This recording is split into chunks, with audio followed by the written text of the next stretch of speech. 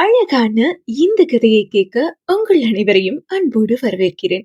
நீங்கள் கேட்டுக்கொண்டிருப்பது நீ தீயா இல்லை தென்றலா? அத்தியாயம் 136. கதைய கேட்போமா? மதுவிற்கு எல்லாம் கேட்கட்டும் என்றுதான் அவளை பிரிந்த அவனின் வலியை சத்தமாக லக்ஷ்மி அம்மாவிடம் கூறிக்கொண்டிருந்தான் ராகவன். ஆனால் ராகவன் கூறியது மதுவிற்கு மட்டுமல்ல, அந்த குடிசை பகுதியில் 20 வயதான தாவணி அணிந்த சிட்டுக்குருவி ஒன்றிற்கும் கேட்டது. அடிக்குழாயில் தண்ணீர் பிடித்துக் கொண்டிருந்த அவளின் விழிகள் அவனைத்தான் பார்த்து கொண்டிருந்தது. குடத்தில் தண்ணீர் நிரம்பி வழிவது கூட தெரியாமல் அடிக்குழாயை அடித்த வண்ணமே இருந்தாள் நான்சி. தண்ணீர் நிரம்பி வழியும் சத்தம் ராகவனோடு பேசிக் கொண்டிருந்த லக்ஷ்மி அம்மாவின் காதுகளில் விழவே, யாரது? நான்சியா? தண்ணி இல்லாத நேரத்துல எதுக்குடி தண்ணிய நிரம்பி வழிய விடுற என்று லக்ஷ்மி கேட்க, பாவாடையை எடுத்து இடுப்பில் சொருகிய நான்சி, ஏ கிழவி, அதெப்படி தண்ணி நிரம்பி வழிய விடுறது? நான் தானே நீ கண்டுபிடிச்சா? உனக்குதான் கண்ணு சரியா தெரியாதே என்று நான்சி அடிக்குழாயின் பக்கம் நின்று கொண்டு சற்று தள்ளி இருந்த லக்ஷ்மி அம்மாவிடம் நான்சி கேட்க, எனக்கு கண்ணு தெரியாது தாண்டி, ஆனா காது நல்லா கேக்கும். மும்பைல இருக்க தண்ணி பஞ்சம் இந்தியாவுக்கே தெரியும், உன்னை தவிர. நம்ம சேரியில இருக்கிறவங்கல்ல நீ மட்டும்தான் இப்படி கனவு கண்டுட்டே அடிக்கொள்ளாய அடிச்சு தண்ணிய வழிய விடுவ. அது சரிதான், நான் நிரம்பி வழிய விடுற தண்ணிய வச்சுதானே இந்த மும்பையே வாழுது என்று நான்சி வாய் துடுக்காக கூறிக்கொண்டே ராகவனை ஒரு கணம் பார்க்க, ராகவனோ அவளைத்தான் பார்த்து கொண்டிருந்தான். அவனின் கூரிய விழிகளும் கருகரு தாடியும் தொப்பை இல்லாத ஒட்டிய வயிறும் 6 அடி உயரமும் நான்சியை ஈர்த்து விட்டது. ஊருக்கு புதுசா என்று இரு புருவங்களையும் உயர்த்தி நான்சி ராகவனை பார்த்து கேட்டுக்கொண்டே அவர்களின் பக்கம் வர, என்றான் ராகவன். இந்த கிழவி கிட்ட நீ சொன்ன கதையெல்லாம் கேட்டுட்டுதான் இருந்தேன். கேக்குறக்கே கஷ்டமாதான் இருக்கு, பார்க்கவும் பாவமாதான் இருக்க. உனக்கு ஏதாவது உதவி வேணும்னா கேளு, நான் செஞ்சு தரேன் என்று நான்சி சொல்ல, இவளுக்கு மரியாதைனா என்னன்னே தெரியாது போலயே என்று நினைத்த ராகவன், உதவி தேவைப்படாது, கேட்டதுக்கு நன்றி என்று சொல்ல, அவனை இமைக்காது பார்த்து கொண்டிருந்த நான்சி ராகவனை பார்த்து கண்ணடித்து விட்டு, உதவி தேவையில்லைனாலும் என்ன கூப்பிடலாம், இங்கிருந்து 4வது குடிசைதான் என்னோடது என்று சொல்லிவிட்டு மறுபடியும் ராகவனை பார்த்து கண்ணடித்தவள் லக்ஷ்மி அம்மாவை பார்த்து, லக்ஷ்மி பாட்டி, உன் பேத்தி எங்க என்று கேட்க, குடிசைக்குள்ளதான் இருக்கா, எதுக்குடி நீ அவளை தேடுற என்று லக்ஷ்மி கேட்க, 1 மாசத்துக்கு முன்னாடி உன் பேத்தி தான் என் கல்யாணத்தை முன்ன நின்று நடத்துறேன்னு சொல்லுச்சு. அதான் மாப்பிள்ளைய பார்த்துட்டேன், எப்ப கட்டி வைக்க போறேன்னு கேட்க போறேன் என்று ராகவனை பார்த்து கொண்டே நான்சி சொல்ல, யாரடி மாப்பிள்ள என்றாள் லட்சுமி. நேரம் வரும்போது உன்கிட்ட சொல்றேன், இப்போ அக்கா கிட்ட போய் சொல்றேன் என்று சொல்லிவிட்டு மதுவை பார்க்க குடிசைக்குள் சென்று விட்டாள் நான்சி. பாவம் தம்பி, இவ அப்பன் குடிகாரன், அம்மா இவளுக்கு இல்ல. இவ 4 வீட்டுல 10 பாத்திரம் கழுவிதான் இவ அப்பனை காப்பாத்துறா. கொஞ்சம் வாயாடிதான், ஆனா நல்ல புள்ள என்று லக்ஷ்மி சொல்ல, சரிதான், என்ன பார்த்ததும் கண்ணடிக்கிறா. இப்போ மது கிட்ட போய் என்ன சொல்ல போறாளோ? ஒருவேளை அவ சொன்ன மாப்பிள்ள நானா இருக்குமோ? வந்த இடத்துல இது என்னடா புது வேதனை என்று ராகவன் உள்ளுக்குள்ளே புலம்பிக் கொண்டிருக்க, அப்போது நான்சி மதுவை இழுத்து கொண்டு குடிசையின் வெளியே வந்தார். ஹோய் மீச மச்சான் என்று நான்சி ராகவனை பார்த்து அழைக்க, மதுவும் ராகவனும் ஒரு சேர அதிர்ச்சியாய் நான்சியை பார்த்தனர். மீசை மச்சான் என்று மதுதானே தன்னவளை அழைப்பாள். நான்சி மீசை மச்சான் என்றதும் மது அதிர்ச்சியாய் நான்சியை பார்க்க, மதுவை பார்த்த நான்சி, என்ன அக்கா, அவரு என்ன அதிர்ந்து பாக்குறாருன்னா அதுல ஒரு அர்த்தம் இருக்கு, நீ என்ன சாக்கா பாக்குற என்று நான்சி கேட்க, ஒன்னல என்றாள் மது. மீச மச்சான், ரொம்ப ஷாக் ஆகாத மச்சான் எனக்கு இருக்கிறது ஒரே ஒரு அப்பா, ஒரே ஒரு அக்கா. இதுதான் என்னோட குடும்பம். உன்கிட்ட என் அக்காவ காட்டலான்னு தோணுச்சு. அதான் கூட்டிட்டு வந்தேன்.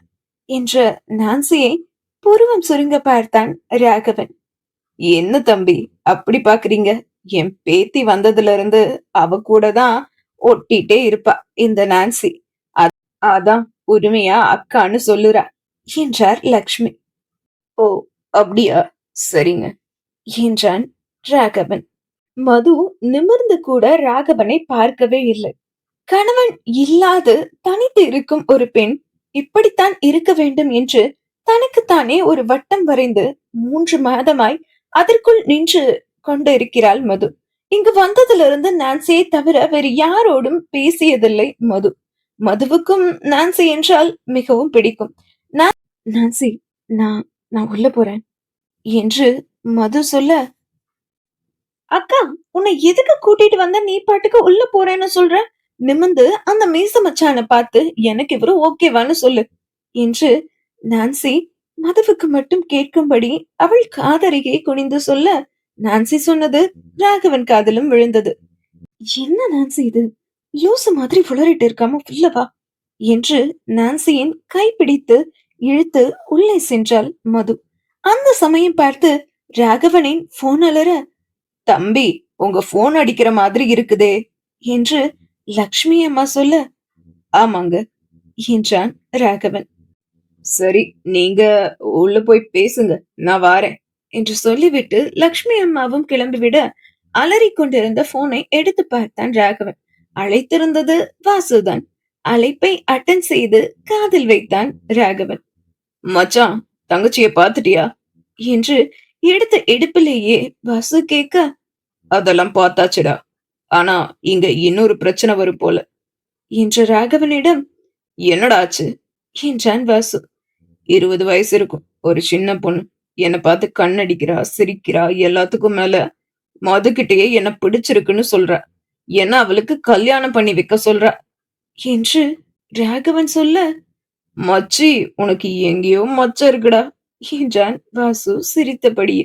அடிங்க, நானே இருக்கிற பிரச்சனையில இது வேற.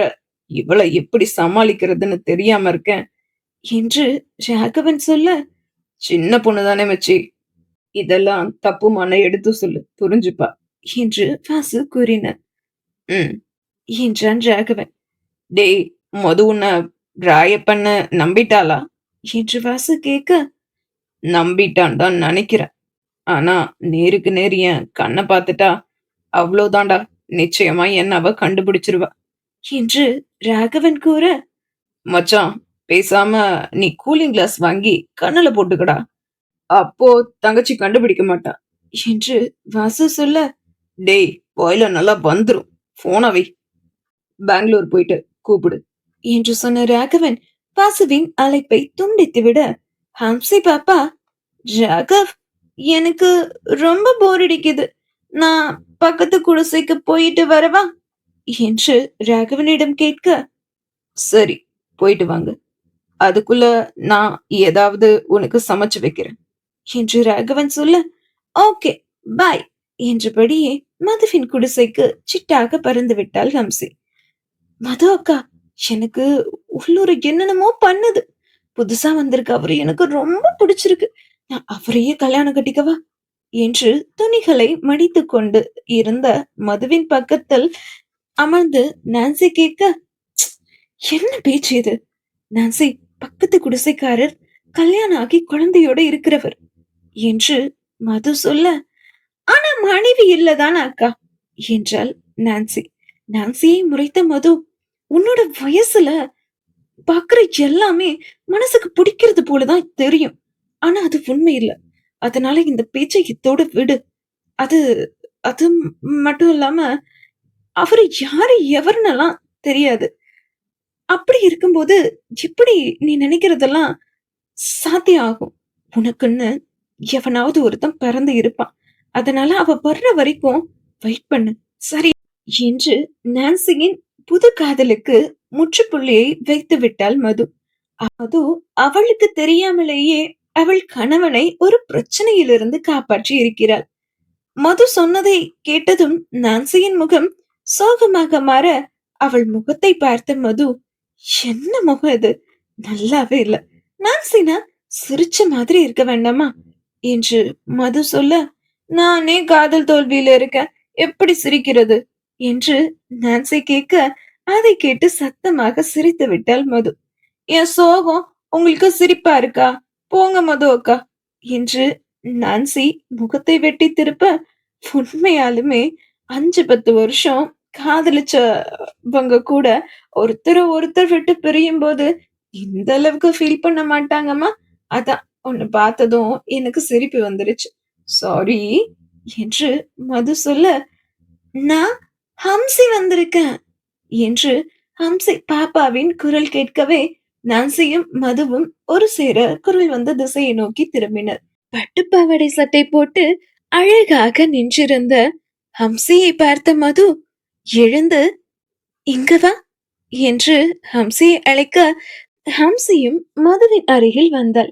உன் பேர் என்ன என்று ஹம்சியின் உயரத்திற்கு குனிந்து மது கேட்க, இப்பதானே நான் அங்க நின்னு சொன்னேன், நான் ஹம்சி வந்திருக்கேன்னு, உங்களுக்கு அது கேட்கலையா என்று ஹம்சி பாப்பா மதுவிடம் கேள்வி கேட்க, ஆ சொன்னல உன் பேரு ஹம்சி தானே என்று மது ஹம்சியிடம் கேட்க, ஆஹா ஹம்சி மட்டும் இல்ல, என்னோட முழு பேரு ஹம்சிகா என்று ஹம்சி தன்னுடைய மழலை குரலில் அழகாக சொல்ல, என் பேரு மதுமிதா என்று மதுவும் தன்னை ஹம்சியிடம் அறிமுகப்படுத்திக் கொண்டார். உங்க வயித்துக்குள்ள பாப்பா இருக்கா என்று மதுவின் வயிற்றை ஒரு கணம் பார்த்துவிட்டு மதுவை பார்த்து ஹம்சி கேட்க, என்றாள் மது. சரி, நான் நான் தொட்டு பார்க்கவா என்று ஹம்சி மதுவிடம் கேட்டவள் மதுவின் பதிலுக்காக எல்லாம் காத்திருக்கவில்லை. மதுவின் மேடிட்ட வயிற்றை தொட்டு பார்த்து கட்டிக்கொண்டாள் ஹம்சி. ஹம்சியை ஆச்சரியமாக பார்த்து கொண்டிருந்தாள் நான்சி. மது வாய, நான் அப்பாவை உனக்கு அறிமுகப்படுத்தி வைக்கிறேன் என்று மதுவின் கையை பிடித்து ஹம்சி இழுக்க, வேண்டாம் ஹம்சி என்றாள் மது. அப்போ என்ன உனக்கு பிடிக்காதா என்று ஹம்சி பாவமாக முகத்தை வைத்துக் கொண்டு மதுவிடம் கேட்க, அப்படி இல்லடா, உன்ன யாருக்கு பிடிக்காம இருக்கும், எனக்கு ஒண்ணு ரொம்ப பிடிக்கும் என்று மது சொல்ல, அப்போ ஏன் அப்பாவையும் உனக்கு பிடிக்கும், வாய மது, நான் அப்பாவை உனக்கு அறிமுகப்படுத்தி வைக்கிறேன் என்று மதுவின் கையை பிடித்து ஹம்சி இழுக்க, அந்த பிஞ்சு விரல்களை உதறிவிட மனமில்லாமல் ஹம்சியோடு சென்றாள் மது. நான்சியின் பக்கம் திரும்பிய ஹம்சி, நான்சி அக்கா நீயும் வா, உன்னையும் அப்பாவுக்கு அறிமுகப்படுத்தி வைக்கிறேன் என்று ஹம்சி சொல்ல, நாங்க ஏற்கனவே அறிமுகம் ஆயிட்டோம் என்றாள் நான்சி. பரவாயில்ல வா, என்னோட வா என்று ஒரு கையில் மதுவையும் ஒரு கையில் நான்சியையும் பிடித்து இழுத்து கொண்டு ஹம்சி அவள் இருக்கும் குடிசை பக்கம் சென்றாள். நான்சி மதுவோடு ஹம்சி குடிசைக்குள் நுழைய, அங்கு ராகவன் விறகடுப்பில் ஊதாங்குழல் வைத்து ஊதிக் கொண்டிருந்தாள். ராகவனை பார்த்ததும், அப்பா என்று ஹம்சி ராகவனின் பக்கம் சென்று உட்கார்ந்திருந்த அவனை பின்னிருந்து அணைத்துக் கொண்டாள். ராகவ், மது வந்திருக்கா என்று ராகவனின் காதோரம் ஹம்சி மெல்லிய குரலில் சொல்ல, ஹம்சியை ஒரு கையால் பிடித்து முன்னே இழுத்து எழுந்தவன் அவளை தூக்கிக் கொண்டு திரும்பி மதுவை பார்க்க, மதுவும் நான்சியும் அருகருகே நின்று கொண்டு இருந்தார்கள். மது அவனைத்தான் பார்த்து கொண்டிருந்தாள். ராகவனும் மதுவை பார்க்க, இருவரின் பார்வையும் ஒரே நேர்கோட்டில் சந்தித்த அந்த கணம் ராகவனின் பார்வையை எதிர்கொள்ள முடியாமல் மது விழிகளை தாழ்த்தி கொண்டாள். தாழ்ந்திருந்த விழிகளில் கண்ணீர் நிறைந்திருந்தது. அவனின் பார்வை அவளுக்கு தெரியுமே. இது ராகவனோ என்ற சந்தேகம் திரும்பவும் மதுவின் மனதினுள் உதித்தது. அவள் 4.5 வருடங்களாய் பார்த்த அதே விழிகள் அடர்ந்த புருவம், அந்த பார்வையை எப்படி மதுவால் மறக்க முடியும்? எத்தனையோ நாள்கள் மது வாயை திறந்து பேசியதை விட அவள் விழிகளால் அவன் விழிகளோடு பேசியதுதானே அதிகம். அதனால் மதுவின் சந்தேகமும் நியாயம்தானே. மதுவின் இதயம் இப்போது வேகமாக துடிக்க ஆரம்பித்தது. நேருக்கு நேர் சந்திக்க கூடாது என்றுதான் ராகவன் எண்ணியிருந்தான். ஆனால் அந்த சந்தர்ப்பம் உடனே அமைந்து விடும் என்பதை அவனும் எதிர்பார்க்கவில்லை. இப்பொழுது நிச்சயமாக தன்னை யார் என்று மதுவிற்கு ஒரு சந்தேகம் வந்திருக்கும். அந்த சந்தேகத்தை முறியடிக்க வேண்டுமே. இப்பொழுது அது முக்கியம் அல்லவா என்று யோசித்த ராகவன், ஹம்சி, அம்மாவோட படத்துக்கு பூ வைன்னு சொன்னனே, மறந்துட்டியா என்று ராகவன் சொல்லிவிட்டு ஹம்சியின் அம்மா படத்தை சுவரில் மாட்டி பூவை வைத்தான். அந்த படத்தை பார்த்ததும் மதுவின் மனம் சற்று மாறியது. இது ஹம்சியோட அம்மானா எங்க இருக்கிறது ஹம்சியோட அப்பாவா தான் இருக்கும். கொஞ்ச நேரத்துக்கு முன்னாடி தானே அவரோட லைவ் ஷோவை டிவியில பார்த்தோம். அப்படி இருந்தும் நான் ஏன் இப்படியெல்லாம் யோசிக்கிறேன் என்று தனக்குத்தானே நினைத்து கொண்டாள் மது. மது, என்ன அப்படியே நின்னுட்டே இருக்க? எங்க வா என்று மதுவின் கையை பிடித்து ஹம்சி இழுக்கவும், தன்னவனின் நினைவில் இருந்த மது அப்போதுதான் நிகழ் உலகத்திற்கே வந்தாள். மதுவை தன்னுடைய தாயின் புகைப்படத்தின் பக்கம் இழுத்து போன ஹம்சி, மது, இது என்னோட அம்மா, என்ன போலவே இருக்காங்க தானே என்று ஹம்சி பூவும் பொட்டும் வைத்து சுவற்றில் தொங்கவிடப்பட்டிருந்த தன் தாயின் புகைப்படத்தை காட்டி கேட்க, அந்த படத்தையும் ஹம்சியையும் ஹம்சியின் தகப்பன் என்று நின்றிருக்கும் ராயப்பனையும் பார்த்த மது ஹம்சியை பார்த்து, ஆமா, நீ உன் அம்மா போலவே அழகா இருக்க என்றாள் ஹம்சியிடம். அப்பா, எங்க வாங்கல என்று ராகவனை அழைத்தாள் ஹம்சி. ராகவனும் மதுவை பார்த்தபடியே ஹம்சியிடம் சென்றான். அப்பா, என்ன தூக்குங்க என்று ஹம்சி ராகவனிடம் சொல்ல, ஹம்சியை தூக்கி கொண்டான் ராகவன். ராகவன் தோளில் ஒரு கையை போட்டவாறு அருகில் நின்று இருந்த மதுவின் பக்கம் தாவி அவளின் தோளிலும் தன் இன்னொரு கையை போட்டுக் கொண்ட ஹம்சி தூரத்தில் நின்று இருந்த நான்சியை பார்த்து, நான்சி அக்கா, உங்ககிட்ட போன் இருக்குதானே என்றாள். ஆஹா, இருக்கு என்றாள் நான்சி. அப்போ எங்களை ஒரு போட்டோ எடுங்கல ப்ளீஸ் என்று ஹம்சி சொல்ல, ஹம்சி என்ன பண்ற என்றான் ராகவன். அப்பா, மதுவை எனக்கு ரொம்ப பிடிச்சிருக்கு, ஒரு போட்டோ எடுத்துக்கலாம்பா என்று ஹம்சி ராகவனை பார்த்து கண்ணடிக்க, ஹம்சியை சுற்றி பிடித்திருந்த ராகவனின் வலது கரம் ஹம்சி மதுவை இழுத்து பிடித்திருந்ததால் ராகவனின் கரத்தோடு மதுவின் கரமும் உரசி நிற்க மின்சாரம் பாய்ந்த உணர்வு மதுவிற்கு.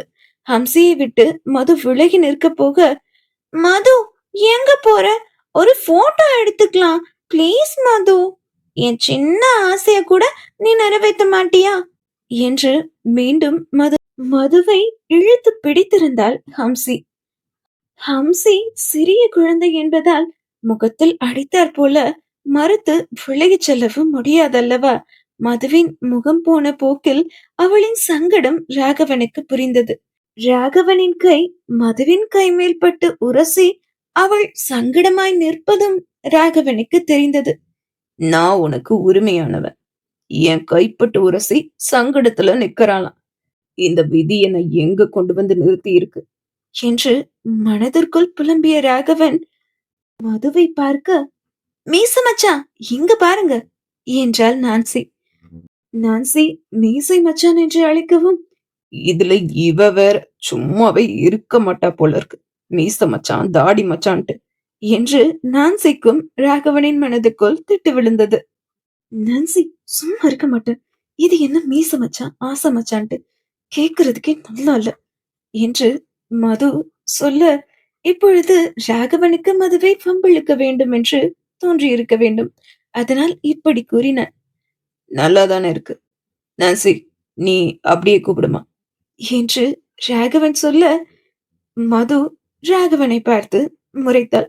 ராகவனுக்கோ இதழுக்குள் சிரிப்பு. இவ ஒருத்தி போதும் போலயே. இன்னும் இன்னும் ஒரே மாசத்துல மதுவை என்னோட ஊருக்கு அழைச்சிட்டு போயிடலாம் போலயே என்று நினைத்துக் கொண்டான் ராகவன். விலகி இருக்கும் ஒருவரை ஞாபகப்படுத்தும் விதமாக ஏதேனும் ஒரு விஷயம் திரும்ப திரும்ப கேட்டாலோ அல்லது பார்க்க நேர்ந்தாலோ மனதுக்குள் ஒளித்து வைத்திருக்கும் நமக்கு உரியவரின், நமக்கு அன்பானவரின் அத்துணை நினைவுகளும் ஆழி பேரழியாய் ஒரு சேர எழுந்து உரியவரின் அருகாமையை தேட வைக்கும் அல்லவா? இப்போது நான்சியின் மீசை மச்சான் என்னும் அழைப்பு மதுவின் அடிமனதில் இருந்த காதலையும் ஏக்கத்தையும் தட்டி எழுப்பிக் கொண்டிருக்கும் வேளையை பார்த்து கொண்டிருந்தது. அப்படியே 3 பேரும் இங்க பாருங்க என்று நான்சி சொல்ல, அழகான ஒரு போட்டோ நான்சி கைபேசியில் பதிவானது. நான்சி அக்கா, நான் என்னோட அப்பா நம்பர் சொல்றேன்.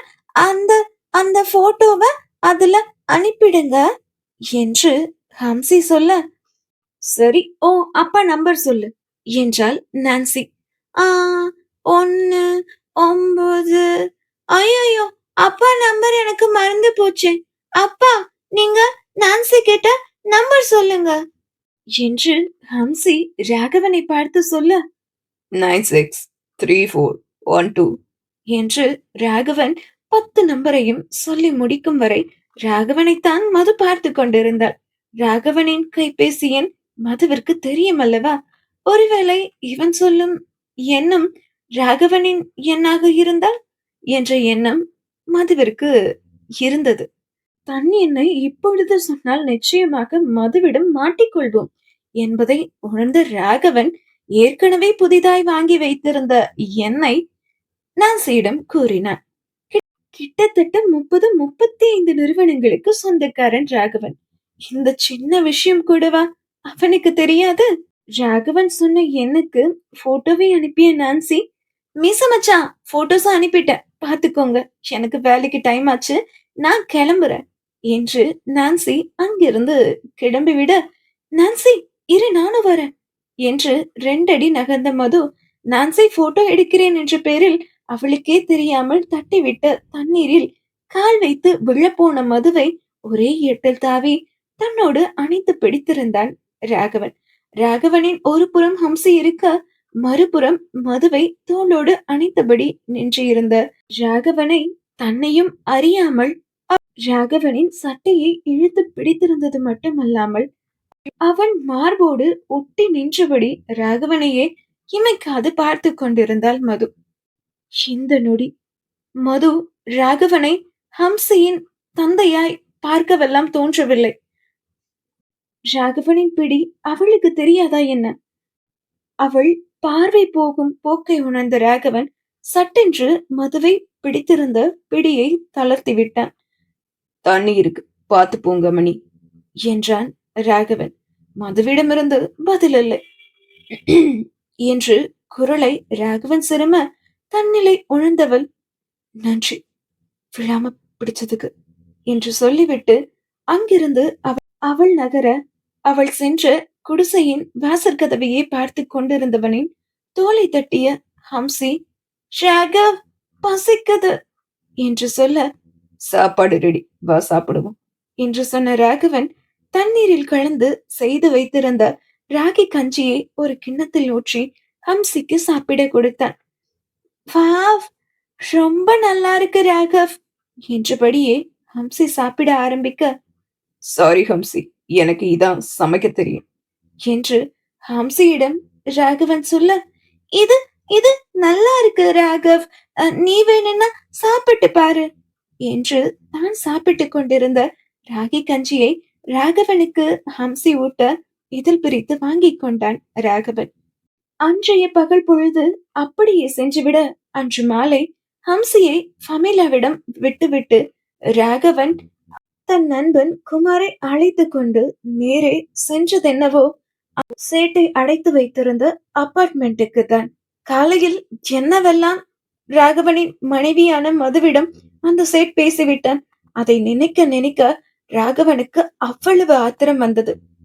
கண்ணெதிரே வேறு ஒரு பெண்ணை சீண்டினாலே ராகவன் சும்மா இருக்க மாட்டான்.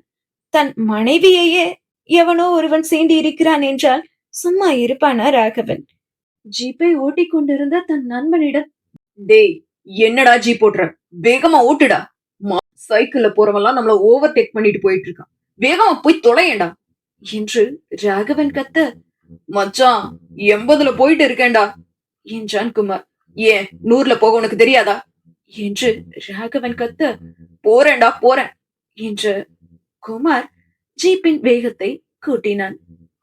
இனி என்னவெல்லாம் நடக்கப் போகிறது? நீ தீயா இல்லை தேஞ்சலா இந்த கதையில் என்பதை அடுத்த அத்தியாயத்தில் பார்க்கலாம். நன்றி.